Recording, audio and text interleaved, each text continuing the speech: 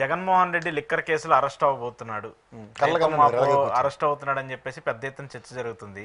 TDP MP లావు కృష్ణదేవరాయలు ఆయన parliament లో మాట్లాడడం, ఆ తర్వాత అమిత్ షాని కలవడం, కలిసిన తర్వాత జరిగినటువంటి చర్చలు ఇవన్నీ చూస్తున్నప్పుడు నిజంగానే ఆంధ్రప్రదేశ్ లో మరో పెద్ద అరెస్ట్ జరగబోతుందా? ముఖ్యమంత్రి స్థాయి వ్యక్తి మళ్ళీ అరెస్ట్ కాబోతున్నాడా? ఓహో ఓహో ఆశకైనా అద్దు ఉండాలి సార్.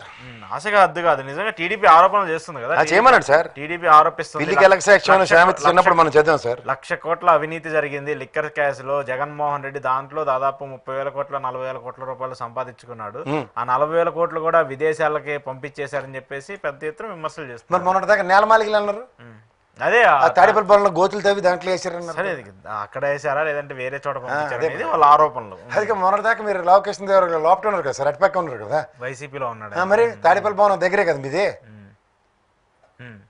ఏంటి ఇంతకీ ఏంటి ఆ కేసుకు అదే సంబంధించి? మరి దాని గురించి మీరు చాలా ప్రశ్నించగలరు. తెప్పల ఛానల్ సేపు ప్రశ్నిస్తే మేము సమాధానం చెప్పాలి కదా. చెప్పండి, మీరు సమాధానం చెప్పడం కోసం నేను ఎదురు చూస్తున్నాను. మనకి చిన్నప్పుడు ఎకనామిక్స్ చదివితే తెలుస్తుంది సార్. మనవరు చంద్రబాబు గారు బాగా చదివారు, ఆయనకి బాగా తెలుస్తుంది.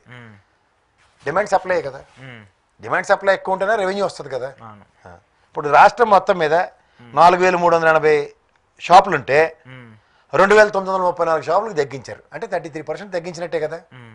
తగ్గిస్తే డబ్బులు ఎక్కువ వస్తాయి తక్కువ వస్తాయి? తక్కువ వస్తాయి. పాయింట్ 1.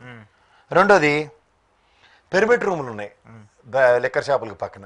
గత ప్రభుత్వం పెర్మిట్ షాపులు రద్దు చేసినట్టే కదా. అలాగే 43,000 బెల్ట్ షాపులు ఉన్నాయి. బెల్ట్ షాపులు అంటే రద్దు అయ్యాయి కదా, లేవు కదా. అంటే రెవెన్యూ ఎక్కడి నుంచి ఇవ్వడం ఒబ్బడికి అయితే రాదు కదా. మా అయితే వీళ్ళు చెప్పింది ఏంటి, రేట్లు ఎక్కువ పెంచేశారు అంతే కదా. ఇప్పుడు లెక్క మాడదాం.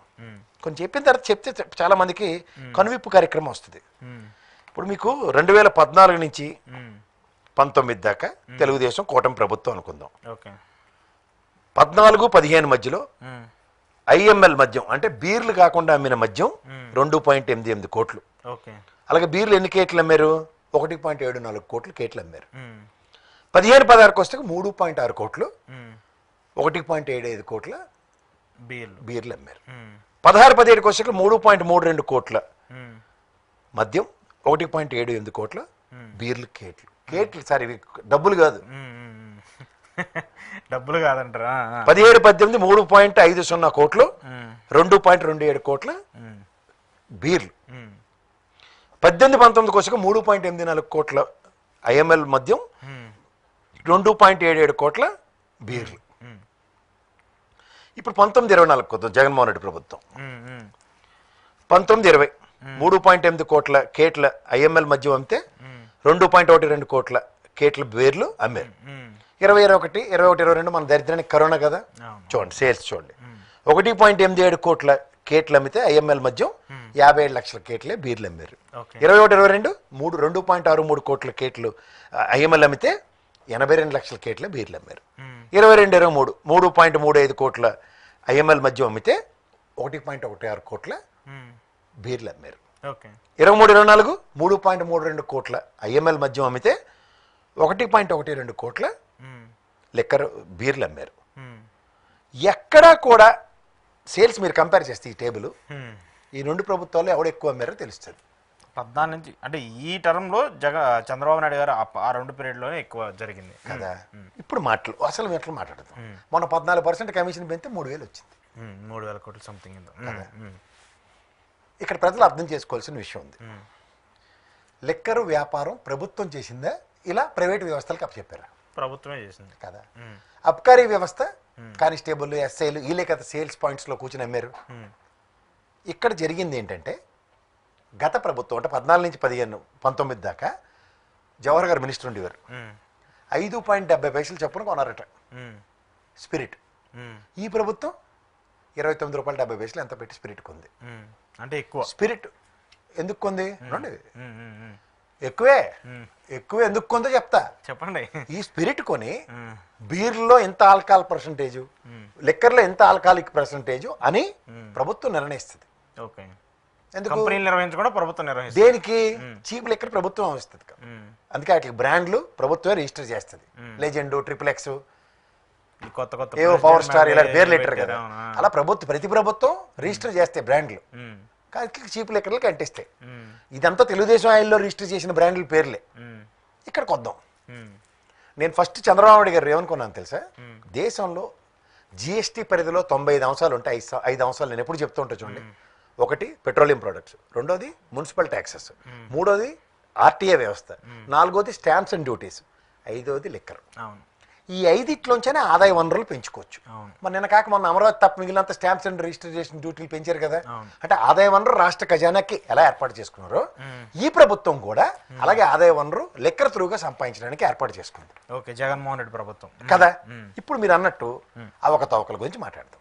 33% షాపులు తగ్గించి, నిజంగా నాకు మిఠాయి ఎక్కువ కావాలంటే ఏం చెప్పాలి, పెంచుకోవాలి. తగ్గించుకున్నాడు ఎవడన్నా మిఠాయి సంపాదిస్తాడే. ఇక్కడ మనం లాజిక్ మాట్లాడదాం.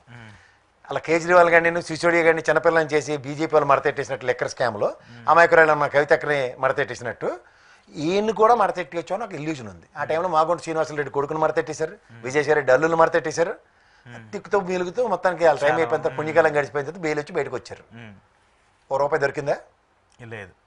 రూపాయి దొరికిందా? లేదు లేదు. 3 సార్లు గట్టి చెప్పండి ప్రజలకు. లేదు సార్, డబ్బులు రూపాయి దొరకకుండా ఇంతవరకు రూపాయి కూడా దొరకలేదు. ఇంకా కేసు నడుస్తూనే ఉంది. ఇంకా సిసోడియా మీదే ఉన్నారు. ఇప్పుడు సార్ రైల్తో పాటు మామూలు కూడా వేసాను సార్, మాకు కూడా కడుపు మంట ఉంది సార్, తీసిపోద్ది. అది ఢిల్లీ లెక్కర్ కేసు కాదు, ఇది ఆంధ్రప్రదేశ్. మరి ఢిల్లీ లెక్కర్ కేసు ఇక్కడ మడతెట్టవలసిన వాళ్ళు మడతెట్టేశారు కదా. విజయసాయి అల్లుని, మాగుంట శ్రీనివాసరెడ్డి కొడుకుని, వీళ్ళందరూ మళ్ళీ సన్నిధానం ఎక్కడున్నారు? బీజేపీ కూటమి సన్నిధానంలో ఉండేసరికి అతి పవిత్రులు లేపారా. ఇప్పుడు అసలు విషయం మాట్లాడదాం. దీని కంటిన్యూషను ఇప్పుడు మా ఉదాహరణకి మా నేలమాలికలు లేకపోతే వీళ్ళు మా లావు కృష్ణదేవరాయలు గారు చెప్పినట్టు విదేశాలు అనుకుందాం. ఈ బ్రెవరేజ్ కార్పొరేషన్స్ ఎవరి అండర్లో ఉన్నాయండి? కొత్త కార్పొరేషన్లు ఏమైనా వచ్చాయి? అన్ని పాతే కదా. స్పిరిట్ రేట్ కొన్నది ఎక్స్చెక్కర్. ఇప్పుడు ఎండ్ ఆఫ్ ద డే మీరు రత్నదీప్కి వెళ్తారు, మీ దగ్గర జేబులో క్రెడిట్ కార్డు ఉండొచ్చు, డబ్బులు ఉండొచ్చు, లేకపోతే నరేంద్ర మోడీ గారి భక్తుడైతే మీరు డిజిటల్ మనీయే పే చేస్తారు. ఈ మూడిట్లో ఏది చేస్తారని ఏమైనా క్విజ్ చేస్తారా మీకు? లేదు, ఎలా కావాలంటే అలా చేస్తారు. నీకు నచ్చినట్టు నువ్వు చేసుకోవచ్చా లేదా? మనోడు ఈ లెక్కర్ సేల్స్ ఏం జరిగేవి? పిఓఎస్ అంటారు, పాయింట్ ఆఫ్ సేల్ ఏంటి? Liquor shop. లెక్కర్ షాప్కి లెక్కర్ ఎక్కడి నుంచి వెళ్తుంది? ప్రభుత్వం నుంచి వెళ్తుంది. ఆడు కూర్చున్నాడు అబ్కారీ వ్యవస్థలో పనిచేసేవాడు, ఉద్యోగులే, ప్రభుత్వ ఉద్యోగులే. అక్కడ బాయ్లు బీర్లు అందించే వాళ్ళకి వాళ్ళు కూడా ప్రభుత్వ ఖజానా జీతాలు ఇచ్చే వాళ్ళే. ఆ టెంపరీ రోల్స్ తోటకూర నాకు అనవసరం. వీళ్ళు ఇప్పుడు మనం పాయింట్ ఆఫ్ సేల్ దగ్గర అబ్కారీ వ్యవస్థలో పనిచేస్తున్న ఇన్స్పెక్టర్ గారు ఇంట్లో కుండీ బదలు కొట్టి దాంట్లో దాచిన డబ్బులు ఇలా తీసుకెళ్ళి ఎంత మద్యం ఇవ్వండి అని కొని ఎక్కడ తీసుకొచ్చేస్తాడా? లేదు కదా. అర్థం చేసుకోండి. అక్కడ ప్రభుత్వం ఇక్కడ వెళ్ళి దీన్ని నమ్మని చెప్పి కేట్లు ఇలా ఇస్తుంది, ఇవి తీసుకెళ్ళి అమ్మని. ఇవాళ సేల్ అమ్మింది మిగిలే అనుకోండి, ఇవి సార్ మీరు 10 కేట్లు ఇచ్చారు, 10 కేట్లు ఓదానికి ₹100 చెప్పండి, నేను 9 అమ్మాను, ₹900, ₹100 కేట్ అక్కడ ఉంది సార్, ఇది సార్ స్టాక్ పొజిషన్ ఇస్తాడు. ఇది కాకుండా ఇంకేటి చేస్తాడు?